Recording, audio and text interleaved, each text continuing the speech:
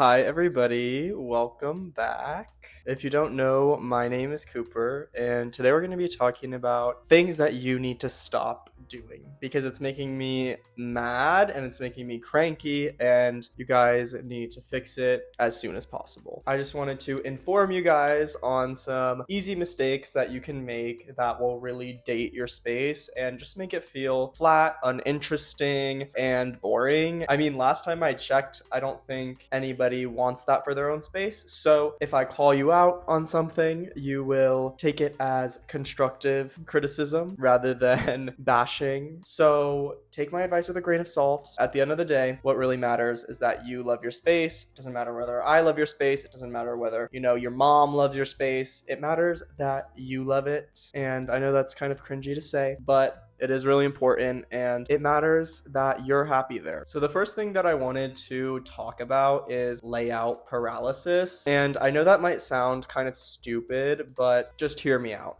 So basically what layout paralysis is when you either keep the same layout forever because it's fine, or your space doesn't allow for a lot of different options, and so you haven't been able to come up with a creative solution to that and kind of shift things around. I think a stagnant layout is one of the worst things you can do in your home, especially if you live there long term, because how is your home ever going to feel new and fresh and exciting to you if you have the same layout every time? Like, no, we need to mix it up. We need to, move things around, do a little spring cleaning, a little summer rearrangement, that kind of thing. So if you haven't moved your sofa in a year, this is me telling you, pause the video, go move your sofa, and come back and watch the rest of it because yeah. Okay, so the next thing that is really easy to feel trapped by, or is honestly just a little bit of a mistake if you choose to keep them, is feeling confined by your landlord white walls. I think when we all move in somewhere new, there's either some interesting things going on with the walls in your place, like there is in mine. I don't know what the last tenant was up to, but they really loved an accent wall. I'll say that. Whether it's like that, or it's just plain white that the landlord painted when the last tenant moved out, it isn't something that has to limit you. Obviously, it depends on your personal style and what you want to do with your space and where you want it to be. But if you want more of a cozy vibe and you live in a more gray industrial apartment, I always think it's a great idea to go out and buy some paint. Just painting a couple walls will really help to elevate your space a little bit and make it feel a little bit less sterile and flat. Yes, you are going to have to paint the walls back most likely when you move out, but that's okay. If you live there for a long time, I think that is something that you can sacrifice for the time being so that you love your space even more. It can even be as small as a difference of painting the walls an off-white or a cream instead of a bright white. Or if you really don't want to paint, you can balance out those landlordy kind of walls with some textiles, bring in some wood. Your walls aren't something that needs to confine you. I think you can always work around paint color unless it's insane. Yeah, I say go out and get some paint or bring in some more warm materials. It's really up to you. So this next one is something that I know a lot of people are guilty of, and I'm sorry if I'm calling you out, but I think you need to hear it. And that would be that you're not thinking around the lines of your space. This is something that is really important when it comes to interior design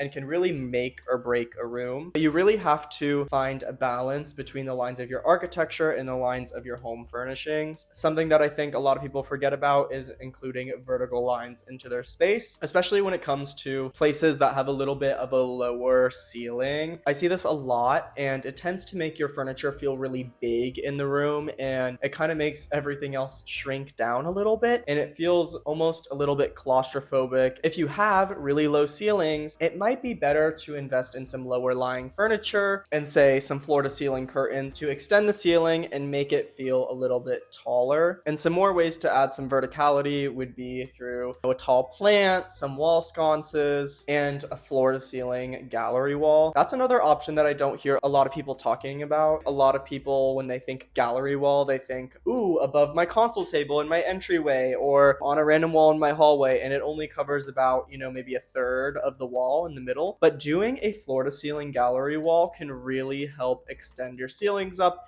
and still create that charming feel, because I think a lot of us who might prefer a more maximalist style might not know how to balance their space out in a way that makes sense design wise without making it feel cluttered or overbearing. And so a floor to ceiling gallery wall can really help to do that. I don't think you guys are gonna like this next one either, but again, you might need to hear it, and it is really important. So get your act together and actually listen to me here, because this one is a biggie. You don't want over-curated decor. This makes your space feel incredibly stiff and incredibly boring. Something I don't think you want in your space, something I don't want in my own space, and it's really easy to fall down this rabbit hole. I think when we are really drawn to one style, we can kind of get enthralled in that world and think, ooh, I want this mid-century couch. I want this mid-century coffee table. I want these mid-century candles, mid-century blah, blah, blah, blah, blah.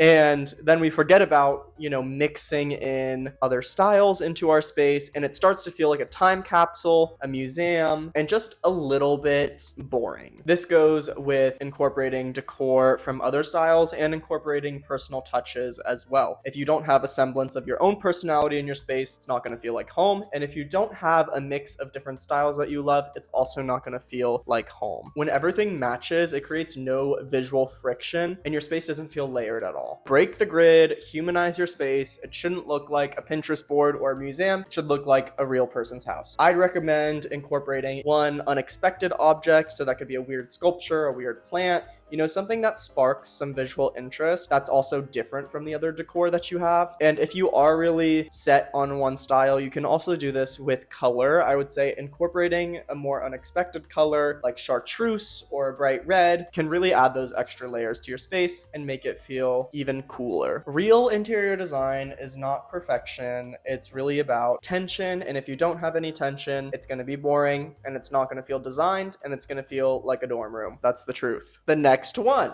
This is one that I know you all need to hear, because I see it all the time and I saw it in myself, and you know what? I course corrected. So you should not be prioritizing aesthetics over your everyday life. If you do that, you're going to have a non-functional space that's just going to be a disaster in all areas. This goes with how much storage that you choose to get. This goes with the layout of your space, and this goes with the different zones of your house that are meant for different things. If you stuff everything in all of your drawers and it's just chaos, you are not going to live well in your space. It's just not going to happen. This is a little bit controversial, because there's a lot of people that tend to lean either really minimalist or really maximalist. Either of those can be a little bit overbearing and non-functional, I found, and you really want to land somewhere in the middle ground when it comes to having things out in your space. For example, I would say it's always best to get storage options, bookshelves, cabinets, nightstands that have enclosed storage. So that way, if you need to hide some things away, you can. But also, you need to understand that some things you just have to keep out, and they might not look perfect. I talked about this in, I think, not my last video, but the video before that, and that's having a good drop zone. So a place to put your keys and your wallet and everything like that when you walk into your space. So you know where everything is and you can just grab it. Or in your bathroom, having some of your skincare stuff out on the counter. It's okay. It's not the end of the world. You need to live in a functional space, or you're gonna go crazy. The next mistake that I want to talk about is something that a lot of people interested in design make, and that would be buying statement furniture that isn't them. I see this a lot, especially when it comes to those viral Togo sofas that a ton of different fast furniture brands knocked off at this point. Or it's the, oh my gosh, what is it called? Oh, it's that one Italian sofa that looks kind of like a sheep tied up with rope. That's the worst explanation for it. But I think it's like Mario. Oh, here we go. Mario Bellini couch. Yes, not a sheep wrapped in rope. Sorry about that one, guys. It's those two couches that I usually find are very inauthentic to the people that have them. I think it's just because they're so viral. But besides the point, you shouldn't buy that bold couch or that statement piece just because it's trendy at the moment. statement. You really need to find something that speaks to you, and that way you'll be happy with it for a long time, because statement pieces that are trendy are one of the biggest traps that you can fall into as a consumer, because they are so loud, but they are going to be out of style very quickly, and therefore you are going to really hate it if you don't think it's 100% authentic to you. Something that I would say is a good rule of thumb is to go on Pinterest and do a little bit of a vibe check on whatever statement furniture piece that you really want. If it doesn't work with your top 20 most recent interior design pins, scrap it. It's not you. It's really important to understand that trends go by really quickly. A lot of them stay and contribute to the interior design field in general. I always say that we wouldn't have any good design without trends, and that's because sometimes trends can be timeless. The last thing that I wanted to mention here is going to be addressing the empty surfaces that you have in your home and understanding whether or not they need to be styled. I think a lot of us feel the need to style every surface in our house because I think that's kind of what has been fed to a lot of people in their brains. So you want to really make sure that you're intentional about what surfaces you're styling. Surfaces that are used for practical purposes, like this dining table, should be styled a little bit more minimally. That way I can still eat on it. Things like a coffee table, where you can style it up a little bit more, but still make sure you have room for your cup of coffee or your glass of water. But my point is here, you don't want it to be too minimalist and take it too far to where there's no character and it's cold, but you also don't want to overcrowd it to where it doesn't work functionally. What I always think is the best option is to create like a little daily vignette when it comes to these spaces that you're using. For example, let's say your nightstand. Let's find a really nice aesthetic way that works functionally to lay out your water glass and your charger and the books that you're reading right now. If you're going to have things out that aren't for design purposes, I always say that,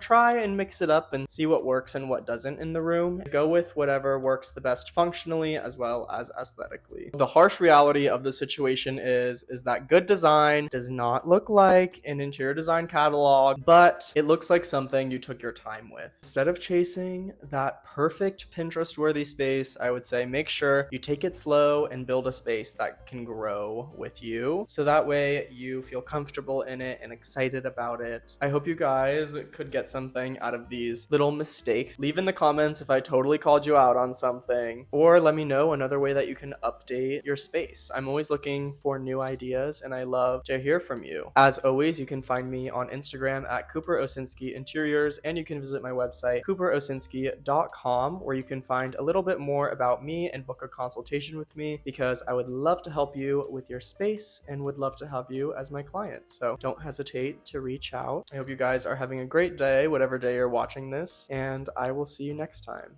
Bye.